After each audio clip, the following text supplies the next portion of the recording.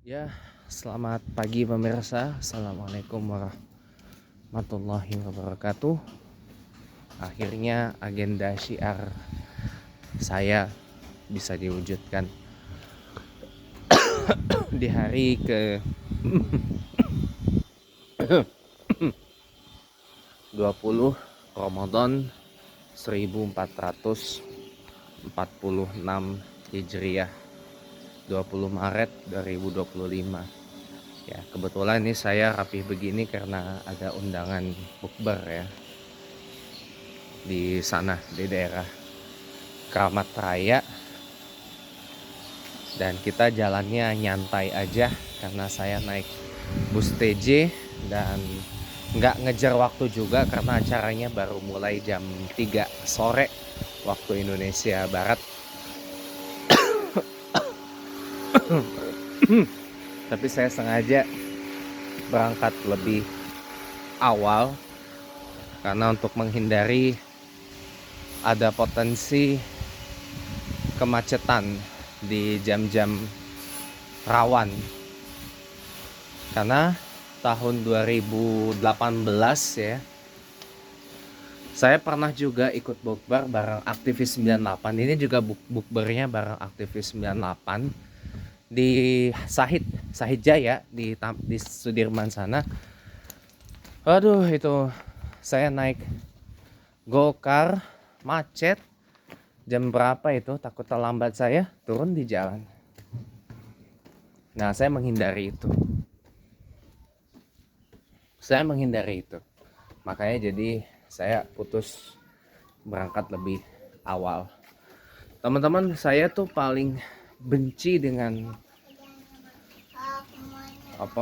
narasi agama harus dipisahkan dari politik. Ini jujur pemahaman kayak gini nih saya benci banget gitu. Kenapa ya? Karena gini, orang punya pengalaman traumatis mungkin ya, karena lihat mungkin orang menggunakan ya sumpah dengan mengatasnamakan, aduh ada musik ya, udah nggak ada. Jadi alhamdulillah udah lewat, takutnya copyright saya. Jadi udah cukup ya, waktu sore cuma tinggal 10 menit lagi, jam 12.03 zuhurnya. Jadi teman-teman ya, kalau kita perhatikan ya, apa ya, narasi kayak gitu tuh dibentuk gara-gara orang itu frustasi ngelihat orang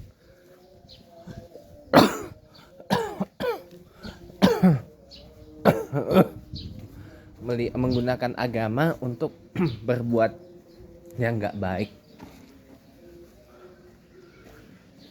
Itu sih hanya ungkapan frustasi aja sih. Dan jujur ya, yang namanya agama itu nggak bisa dipisahkan dari apapun, apalagi Islam ya.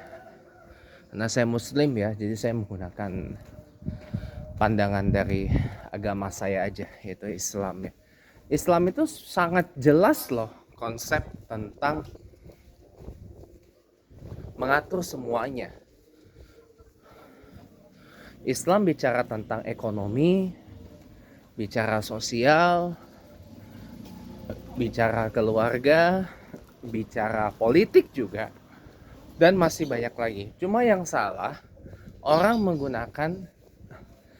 menyalahgunakan Islam itu sebagai alat, bukan alat ya, saya kurang gimana gitu, pas.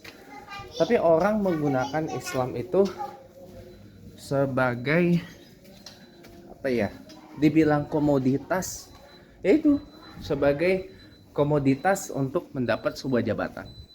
Nah, itu saya jujur gak setuju, atau yang saya biasa sebut dengan electoral commodity. Itu saya gak setuju. dengan itu. Gak pernah setuju saya. Kenapa? Karena Islam itu bukan sebuah komoditas,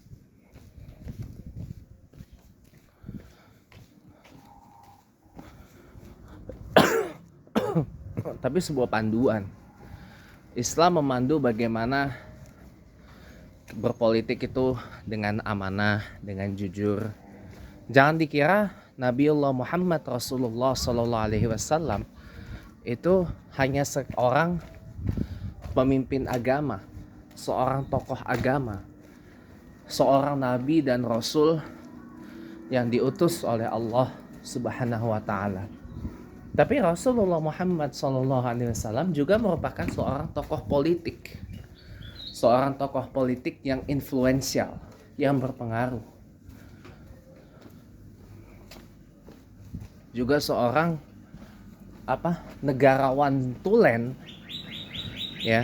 Jadi kalau mau belajar bagaimana menjadi seorang negarawan, belajarlah kepada Nabiullah Muhammad SAW, karena beliau juga seorang statesman, seorang negarawan. Jadi kalau saya ya memandang ya bagaimana cara berpolitik Islam itu, lihatlah bagaimana Nabi Muhammad SAW itu memimpin umatnya, memimpin umat Islam di masa-masa kenabian dulu di Madinah terutama, ya. Mudah-mudahan bermanfaat. Hadza min fadli Rabbi. Assalamualaikum warahmatullahi wabarakatuh.